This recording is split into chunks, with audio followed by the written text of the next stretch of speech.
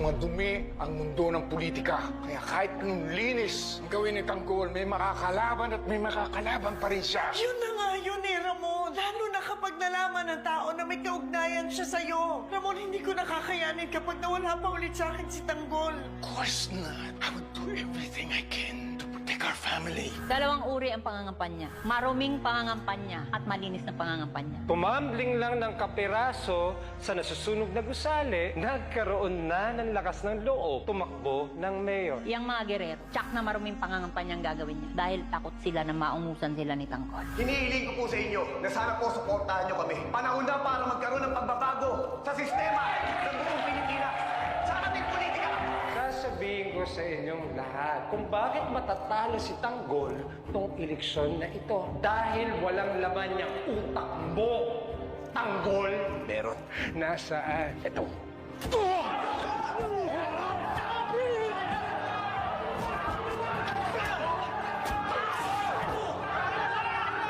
Sinaktan mo ang anak ko. Pagbabayaran mo yan. Dali niyo na yan.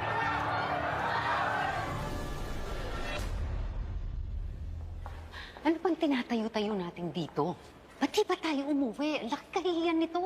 Sinira ng anak mo ang simula ng kampanya. Bakit si Miguelito na naman, Pilar? Di ba si Tanggol may kasalanan? Hindi! Ang anak mo ay may kasalanan dahil pinalaki mo siyang ganyan! Tama na! Same old crap. Umalis na nga ako't lahat. Nag-aaway pa rin kayo.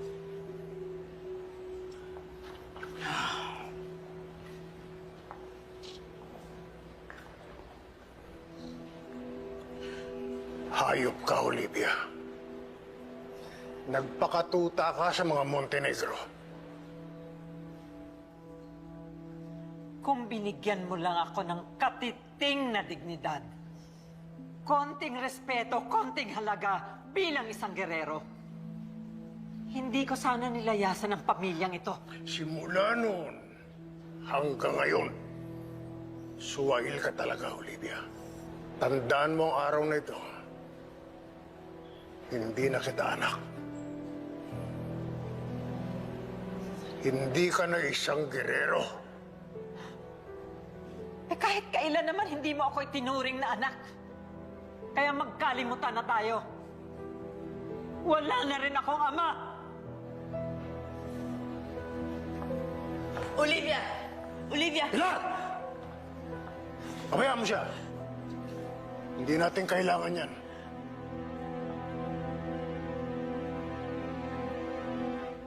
Sila pa! Sa ulo! Naku na si Kong! Wala palang binatbato si Congressman Guerrero, eh, oh. Puro forma lang, eh. Napahiya siya tuloy. Nakahanap siya ng katapat niya. Ano yan? Sir, ginulpi kasi si Congressman Guerrero ng makakalaban niya sa pagka-mayor. Sir, di ba anak mo to si Tanggol? Tumatakbong mayor, oh. Pare, tignan mo. Si Tanggol nga. Ang kapal ng mukha ng hayop na yan.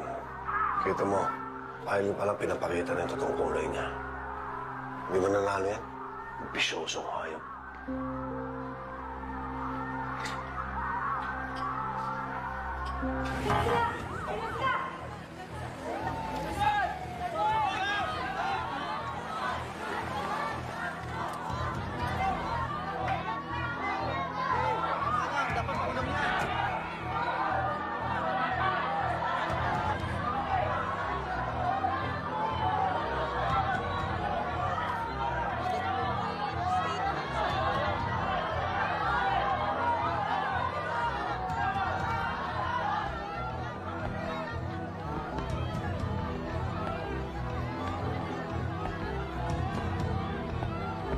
Sabi ko na nga ba magkikita ulit tayo eh.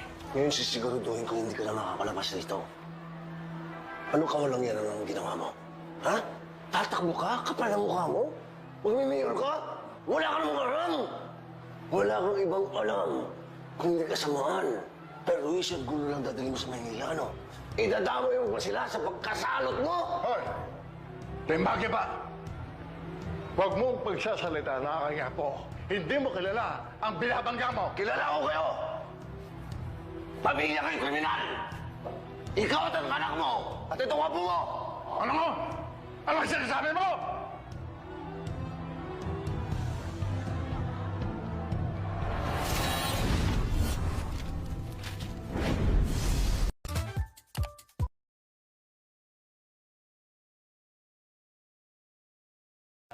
Sana makalabas agad si Tanggol. Oo naman. Babaw-babaw na isasampang kaso sa kanya eh. Ay, kaya lang, baka makasira to sa kandidatura ni Tanggol. Evelyn, hindi naman siguro. Oo, hindi yan. Buti nga sa Miguelito na yan. Pakiramdam ko si Tanggol ang gumaganti para sa lahat ng kasalanan ng mga lintik na gagawin niya sa atin. Kaya tama lang na si Tanggol ang pinili natin. Di ba mga kasama? Para mawala si Tanggol! Ano nangyayari dito? Ito, sir. Sinapak si Congressman Miguelito sa NEC. Yung anak ni Mayor Roberto, sir. Hindi ba't anak mo to? Sir, hindi ko anak yan. Anak ng kriminal yan. Di magdiba. Dahan-dahan ka sa mga sinasabi mo, ha? Pwede kitang idemanda dyan. Wala kang prueba. Hindi mo alam ang mga pangyayari. Pasensya na po, Don Julio. Alam kong mayaman at makapangyarihan kayo. Pero makapangyarihan din ang binangga ninyo. Congressman yun. Sigurado may kalalagyan ang apo mo. Darating ang abogado namin. Sigurado ako, hindi tatagal maghapon, lalabas ang apo ko at sisiguraduhin ko, makakalabas ang apo ko. Makikita po natin. Depende na yan kay Mayor Roberto.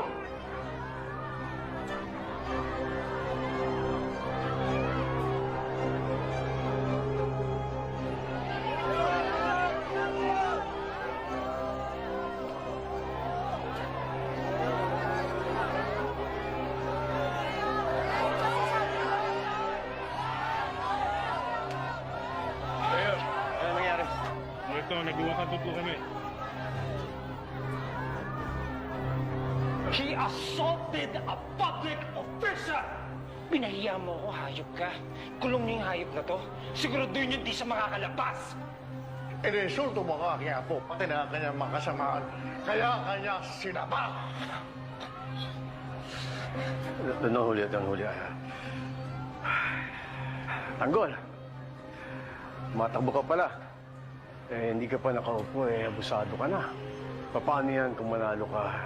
Hindi siguradong aabusuhin mo yung kapangyarihan mo. Alam mo yung kamukha mo sa mga kasamahan ninyo, kayo dapat yung mga hindi nananalo sa eleksyon. Dapat huwag ka nang tumakbo kung ganyan ka. Mayor, tala lang ko bago kayo magsalita. Amuin mo muna yung hininga mo. Kung makapagsalita ka, parang wala kang ginagawang masama. Roberto, alam ko merong hindi pagkakaunawaan at pagkakaintindihan ng ating pamilya. Sana naman, hindi na dumating sa ganito. At lumala pa, huwag nyo kami susubukan. Julio, kilala niyo naman ako, iba. Ayaw ko ng masama at illegal dito sa lungsod ko. Kapag gumawa kayo ng masama o anong illegal, alam niyo na, ako na yung babanggain ninyo. Ipasensyahan tayo niyan. Tanggol. Look at this. Tingnan mo yung ginawa mo. Tingnan mo yung mukha ko, Tanggol. Ako hindi ko makakalimutan yung ginawa mo. Sisiguraduhin ko na mas malala yung maabuti mo dito. Intindihan mo ako?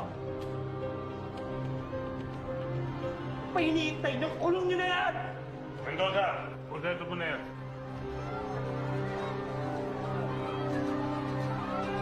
Huwag kang mag-alala po. Darating na ang abogado. Dito ka mamulok, Tanggol.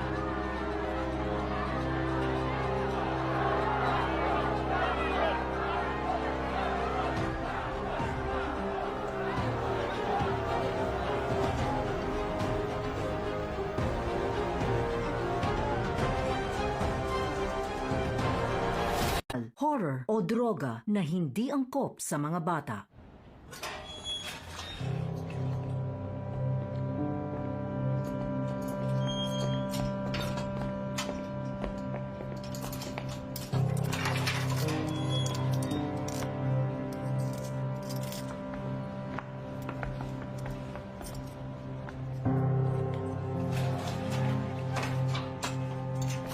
Gol.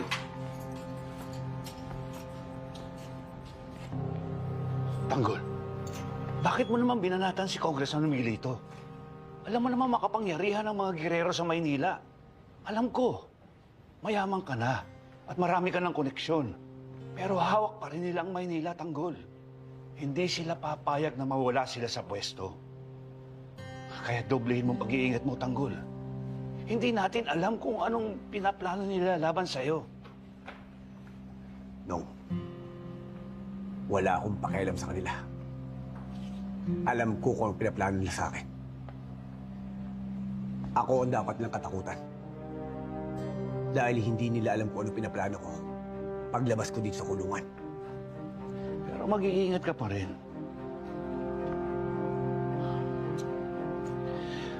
Hintay mo na lang yung abogado mo. Alam ko naman na mapapiyansahan ka ng lolo mo eh. Hoy kayo! Walang gagalaw dito ha? Akin to! Opo, sir. Tanggol, mag-iingat ka rito ha? Sige na.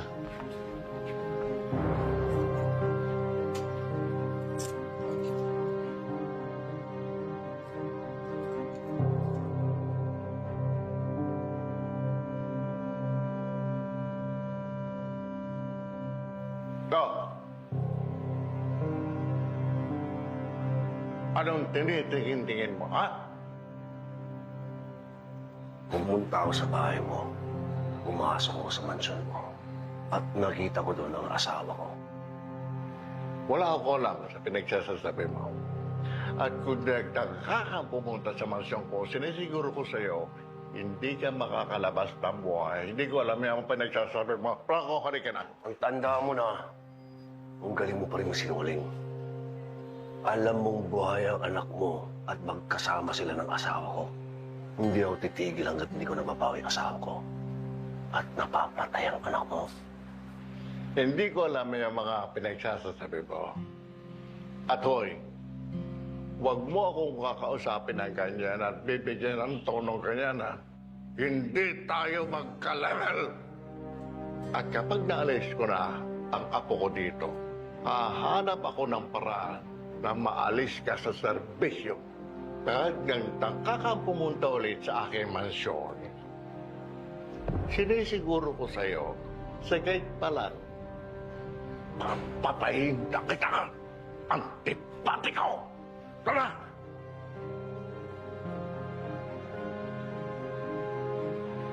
Bistado! Nako, grabe po ang nangyari ngayong araw na ito. Matapos ang maaksyong tila boxing match ng dalawang kumakandidatong mayor, itong si... Ramon, tignan mo to, si Tanggol. At itong si Miguelito Guerrero. Si Tanggol. Ramon. Ay dumiretso na po tayo dito sa presinto po ng Quiapo. Dahil po itong mga Guerrero ay mukhang magsasampa ng kaso. Paano ba naman? Ramon, si Tanggol, anong gagawin natin? Si Papa. Sa mga mabibilis na sapak at talagang umaapoy na suntok.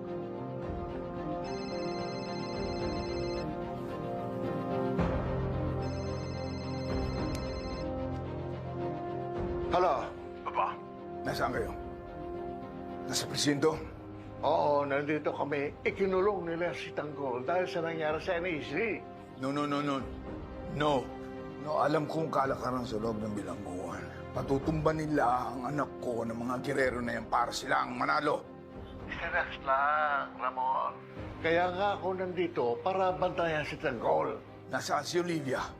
Meron siya siguro kaso, but I'm sure gumagawa siya ng para matulungan at may labas dito ang kanyang running mate. I doubt it. Kailangan mailabas siya kagad si Tanggol. Sigurado ako may planong mga girero na iligpit siya sa loob ng selda. Pag may nangyaring masama sa anak ko, ubusin ko silang lahat.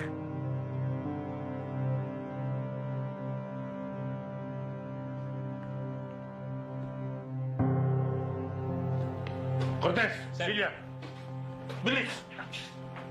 Mayor, maupo kayo. Pasensya na kayo, Mayor. Hindi kami nakaresponde agad sa nangyari. Gawin mo lahat ng magagawa mo para hindi makalabas si Tanggol. Kapag nakapagkampanya yan,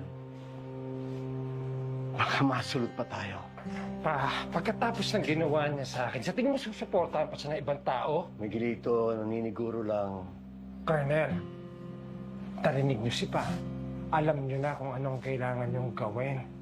Do everything you can para siguraduhin na ako ang susunod na mayor ng Maynila.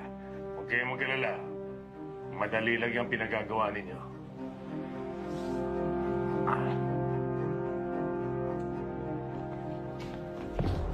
Drago, pinapatawag ka ni Colonel Romero.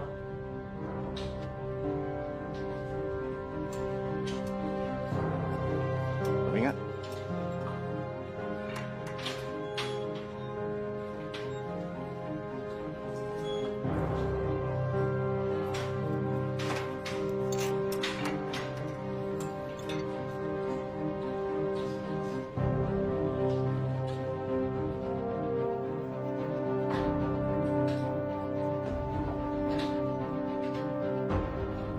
Ako? Kinakabahan ako. Si attorney, tumawag na ba? Hindi ba, Nino? Tawagan mo. Hindi na pwede magtagal dito sa tangkol sa selda. Delikado ang buhay niya. Sige na. Sige. Romero, siguraduhin mong malinis ang trabaho ng taong utusan mo. Kumuha ka ng kwento. Kwento na panipaniwala. Opo, Mayor.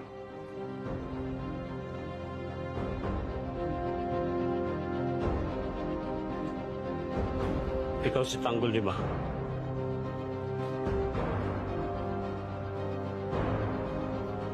Magpapasalamat pala ako sa'yo dahil naliligtas mo ang aking mag-iina nung nagkaroon ng sunog sa Quiapo. Wala kang dapat ipagpasalamat. Ginawa ko lang yun. Dahil yun ang dapat. Ano palang ginagawa mo dito? May binugbog lang ako. Kaya ako nakulong ngayon dito. Pero sigurado, hindi ako magtatagal dito, lalaya rin ako. Mag-iingat ka rito, Tanggol. Maraming tarantado rito. Baka kursunadahin ka.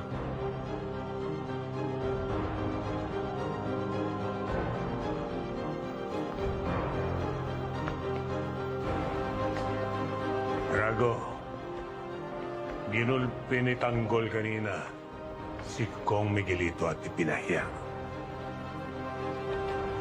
Kailangan may paghiganti siya. Kaya ayoko na makalabas ng kulungan pa yung hayop na yun. Lulumpuin ba? Tuluyan nyo na. Pero siguraduhin yung hindi aabot ng alas 5 para hindi na makapag-bail.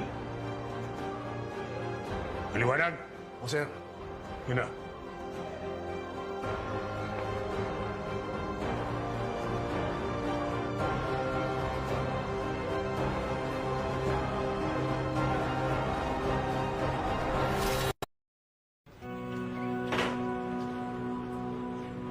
Pare, dalawang malaking pamilyang nagbabanggaan ngayon sa politika. Hindi ba't magkaibigan ng dalawang pamilyang yan? Sinuportahan pa nga ng mga Montenegro ang Guerrero noong araw, ah. Siguro nakita na ni Mayor Roberto ang kawalang yan ng mga Montenegro. Tama yun. Para malagas ang kayabangan at iligal na gawain nila. Alam mo, sana nga ako utusan ni Mayor Roberto para huliin mga yan eh.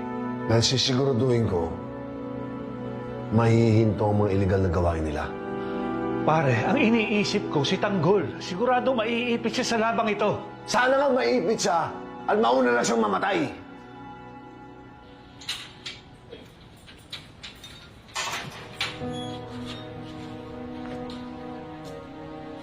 Sige, pasok.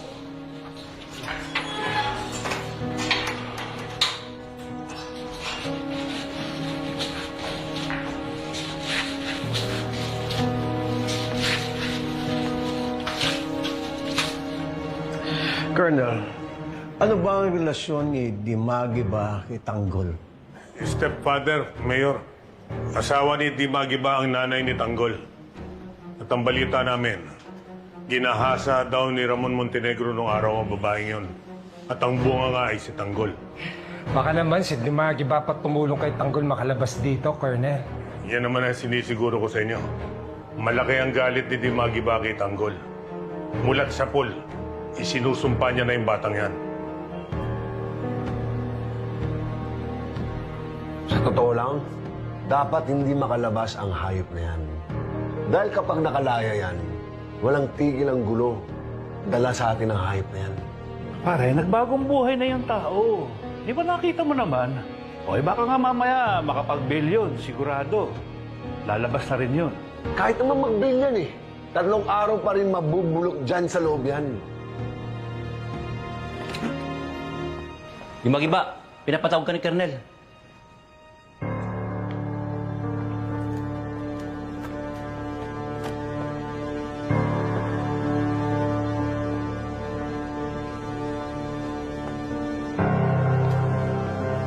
Gusto ko raw makausap ni Mayor. Mayor. Dimagiba, ikaw pala nagpalaki kay Tanggol. Opo, Mayor. Bakit barumbado ugali ng Tanggol na yan? Alam niyo, Mayor, bata pa lang yung taong yan. Talagang may sa demonyo na. Sinusuka sa lugar namin yan, Mayor. Walang ginawa kundi makipagbasag ulo. At kahit ako nang palaki dyan, Mayor, ilang beses ko pinakulong yan. At tinangkang putulin ng sungay. Si Ramon Montenegro, kilala mo, hindi ba?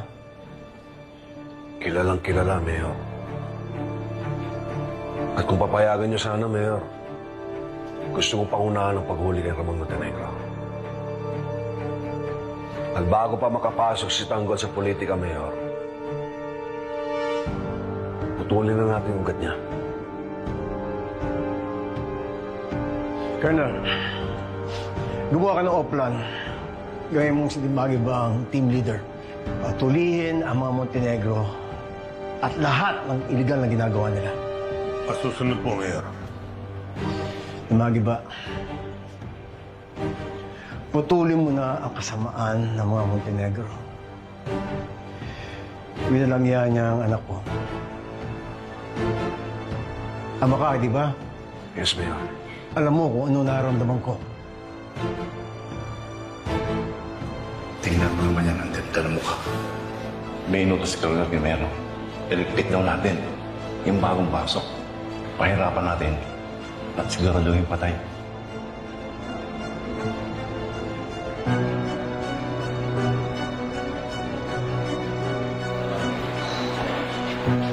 Ako, asa na siya ito ni Villanueva? Bakit wala ba siya? Tawagan mo siya. Sige, Ninong.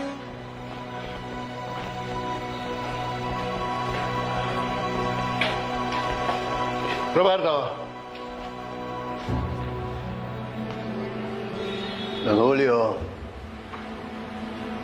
Talaga bang gusto nang putulin ng matagal ng pagkakaibigan ng ating pamilya na binuhog namin ng iyong ama?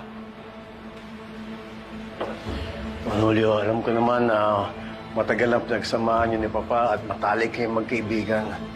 Pero sana naman intindihin niyo yung posisyon ko. Kapag meron tayong ginawang iligal, labag sa batas, dito sa aking lungsod, patawarin niyo kung wala akong magagawa. Tatablahin ko kayo.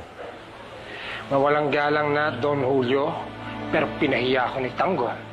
And no one is above the law. Bueno, kung yan ang iyong desisyon, kayo ang bahala. Kung talagang gusto niyong putulin ang pagsasamahan ng ating pamilya, kayo ang magsabi sa iyong ama. At pinuputol ka na rin ang pagkakaibigan ng ating dalawang angkan. Makakarating po, Don Julio.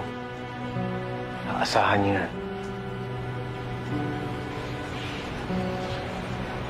Tara, tara! Mga tao!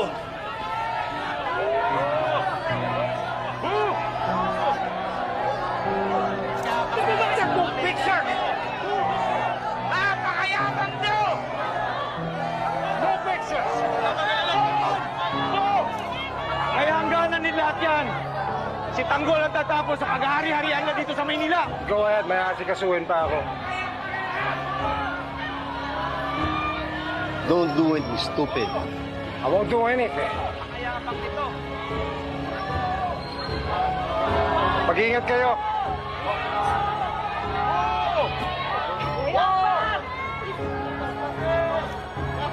Maswerte ka. Malakas ka kay Mayor. Hindi ko siya bibiguin, Colonel. Gagawin ko mahusay ang misyon na to. At hindi ko gagawin to para tumas ang rango ko. Tatrabahuin ko to. Dahil personal ang galit ko sa mga Montenegro.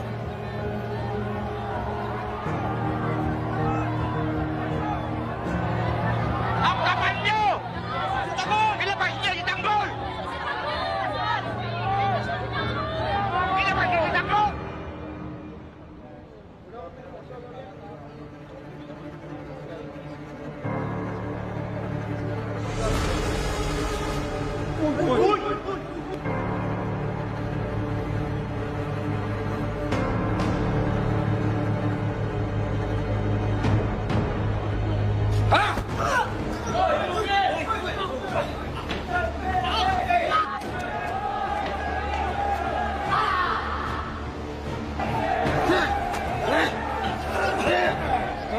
Tigas ang ulo mo, ha?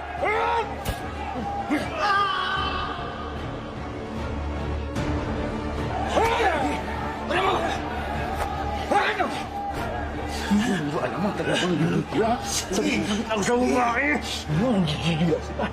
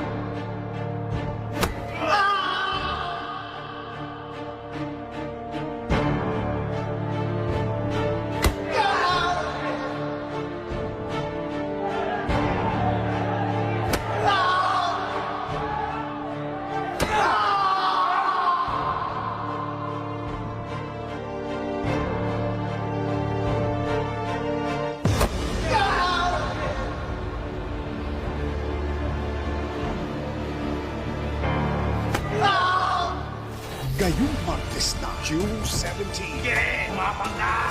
Ano? Tigas mo, ha? Katapusan na ba sa kamay ng kadugo? Sino ba papatayin ka? Pagkalabas niya ng presinto, patutumbahin mo siya. Sige na yan! Sige na yan! Patay ka yan din ako ko! May rider sa loob mo dyan! Ay, malaya na si Tanggol! Just do it already! Patayin mo si Tanggol! Mami!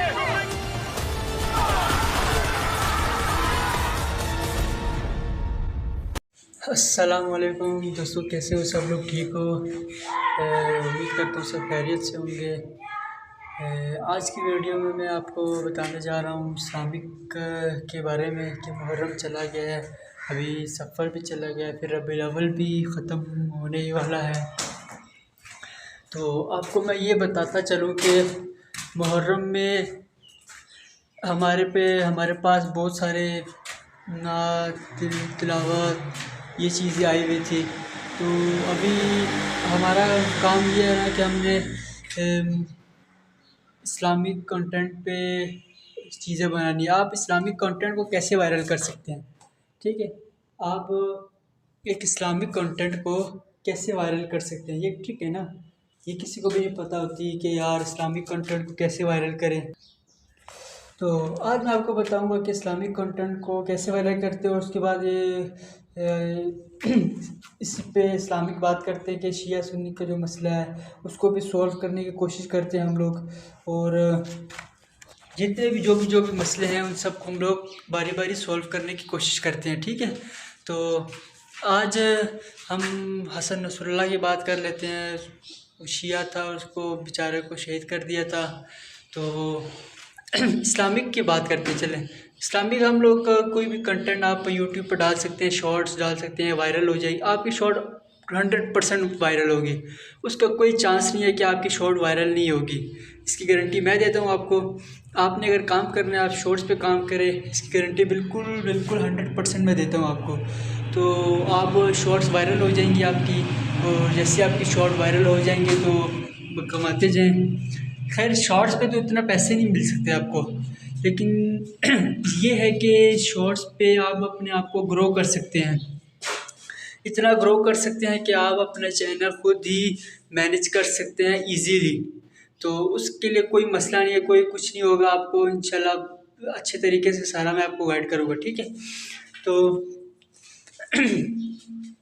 जैसे कि आप मेरे बाकी कंटेंट दे सकते हैं, उसमें सारा Islamic content है, नोहे मजाले शिया मतलब हुसैनी, तो हर चीज़ मैंने उसमें डाली हुई है। जैसे नोहे डाले हैं, मनकबर डाली है, कुछ भी चीज़ एवरीथिंग उसमें पुट हुई है। तो हम इस्लामिक टॉपिक पे बात करते हैं कि इस्लामिक कंटेंट को हम लोग कैसे वायरल कर सकते हैं। आपने सबसे पहले हुक अच्छी होनी चाहिए आपकी। बेसिकली हुक क्या चीज़ होती है? हुक वो होती है जो आपके यूट्यूब का या टिकटॉक का किसी भी चीज़ का फ्रंट जो होता है, मतलब आई कैचिंग। अभी पूरी वीडियो में आपका एक पार्ट जो है वो बहुत ही स्ट्रॉन्ग, बहुत ही अच्छा गया है। मतलब आपकी पूरी वीडियो के अंदर एक छोटा सा पार्ट जो था जिसकी वजह से आपकी पूरी वीडियो लोगों ने देख ली, उसको बोलते हैं हुक। वो आपने कट करके अपने वीडियो के स्टार्ट में लगा देना है। 10 सेकंड, 5 सेकंड, 20 सेकंड, जितने का भी लग सकता है, ज़्यादा नहीं लगाना। 30 सेकंड, 20 सेकंड से ज़्यादा का नहीं होना चाहिए, ठीक है। ये आपने लगा लिया। उसके बाद हुक आपकी सबसे मेन चीज़ होती है। आपकी एक हुक होती है और एक आपकी ऑडियंस रैंकिंग, ऑडियंस एनालिटिक बोलते हैं मेरे ख्याल से, तो वो आपकी सबसे इम्पोर्टेंट होती है। ये दो चीज़ें अगर आपने कर ली, आपकी वीडियो यहाँ से यहाँ चली जाएगी, तो चंद सेकंड भी नहीं लगेंगे आपको, ठीक है। तो उसके लिए आपने अपनी हुक अच्छी बनानी है। हुक अच्छी कैसे बनाएंगे? मेरी वीडियो का कोई अच्छा पार्ट होगा, जैसे कोई फ़नी पार्ट होगा, वो मैं उस वीडियो के स्टार्ट में लगा दूँगा 30 सेकंड के लिए, और वो उसको देख के ऑडियंस फिर मेरी पूरी वीडियो देखने पे राज़ी हो जाएगी, मजबूर हो जाएगी कि वो मैं पूरी वीडियो मेरी देख ले। तो इसलिए आपसे भी गुजारिश है कि आप भी हुक अच्छी बनाएं अपनी। जितनी हुक आपकी अच्छी होगी उतना चैनल आपका अच्छा जाएगा, ठीक है। ये मेरी बात सुन ले, जितनी अच्छी हुक होगी उतना आपका चैनल अच्छा जाएगा। और दूसरी बात, आपने इस्लामिक कंटेंट में क्या करना है। इस्लामिक जैसे भी 12 रबीउल अव्वल गुजर गया है, तो हम लोग नाते पढ़ते हैं, हमने आँखों से देखा नहीं है मगर उनकी तस्वीर सीने में मौजूद है, जिसने लाकर कलामे इलाही दिया। जैसे इस तरह की नातें होती हैं, हम लोग नात पढ़ सकते हैं, हम लोग बहुत कुछ कर सकते हैं। हम लोग इस्लामिक कंटेंट को वायरल कैसे कर सकते हैं, मतलब एज इट इज़ आपने जो करना है हम सब कुछ कर सकते हैं। अभी यहाँ पर हमारे इलाके में 12 रबीउल अव्वल को बड़े बड़े नातख़्वाह आए थे, और अभी आगे भी इस्लामिक होगा इंशाल्लाह। फिर मुहर्रम, फिर सफ़र। मुहर्रम में क्या होता है? मुहर्रम में जुलूस होते हैं, मजालिस होते हैं, हम जुलूस भी जाते हैं। तो ये सारा सिस्टम मुहर्रम में हो जाता है। तो मैं आपको बता रहा था कि मुहर्रम में हम लोग ऐसे करते हैं, जाते हैं मुहर्रम में, जुलूस में जाते हैं, मातम करते हैं, अलम उठाते हैं, जुलजना बरामद होता है, मरसिया, नोहा, ये सारा कुछ हम लोग को मजलिस में होता है। तो हाथ बांध के नमाज़ पढ़ो, हाथ खोल के नमाज़ पढ़ो, कोई इशू नहीं। आपने सजदा अल्लाह ताला को करना है, तो इस वजह से आपको किसी भी किस्म का कोई मसला नहीं। अभी देखिए मुसलमान सारे खामोश हैं। फ़लस्तीन में जो हो रहा है, गज़ा पर, लबनान पर, अभी असल मकसद इसराइल का क्या है कि वो शिया को, नस्ल मुसलमानों को ख़त्म करना चाहता है। आलम इस्लाम मुसलमानों को इस दुनिया से ख़त्म करना चाहता है, नस्ल कशी कर रहा है, और पूरी दुनिया खामोश बैठी, क्योंकि उनको किससे, डॉलर से मतलब है। उनको हमारे या हमारे किसी चीज़ से मतलब, उनको सिर्फ पैसों से मतलब। उनको क्या इतने लालच में धन, हालांकि इतने ज़्यादा पैसे इनके पास होते हैं, लेकिन लालच में इतने धन होते हैं, इतने मस्त हुए होते हैं ये लोग लालच के अंदर, कि इनको कुछ समझ नहीं आ रहा था कि मैं क्या करूं, कैसे करूं। अल्लाह हिदायत है इनको।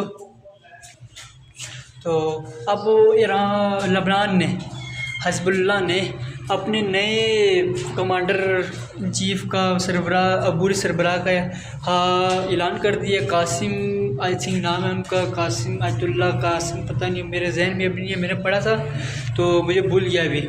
जैसे मेरे जहन में आएगा तो मैं आपको बता दूंगा, ठीक है। तो हम इस्लामिक कंटेंट में क्या जोड़ डाल सकते हैं? इस्लाम बेसिकली दीन का नाम है। सो इस्लाम क्या चीज़ है? मेन चीज़ है इस्लाम में क्या? इस्लाम में हम लोग नमाज़ पढ़ते हैं, रोज़ा रखते हैं, ज़कात। सिर्फ ये दीन नहीं है। आपको लोगों के अच्छे काम आने चाहिए, लोगों के अच्छा बर्ताव करना चाहिए, लोगों की खिदमत करनी चाहिए, जितना आपसे हो सके आप लोगों के लिए करें। ये तो नहीं होता कि भाई आप पूरा दिन नमाज़ पढ़ते रहे, रोज़ा रखते रहे, ज़कात देते रहे और लास्ट में आके आपके पास कुछ भी ना बचे। मतलब कहते हैं ना, मैंने कहावत सुनी थी कि एक बंदा था, वो कह रहा था कि मुझे याद नहीं है ये वाक़या हज़ूर सल्लल्लाहु अलैहि वसल्लम के ज़माने का था या उनके बाद का किसी सहाबी के ज़माने का था, मुझे कोई आइडिया नहीं है, अभी मेरे जहन में नहीं है, लेकिन मैंने ये सुना था, अभी मुझे जहन में सही कंफर्म नहीं, लेकिन कहानी याद है।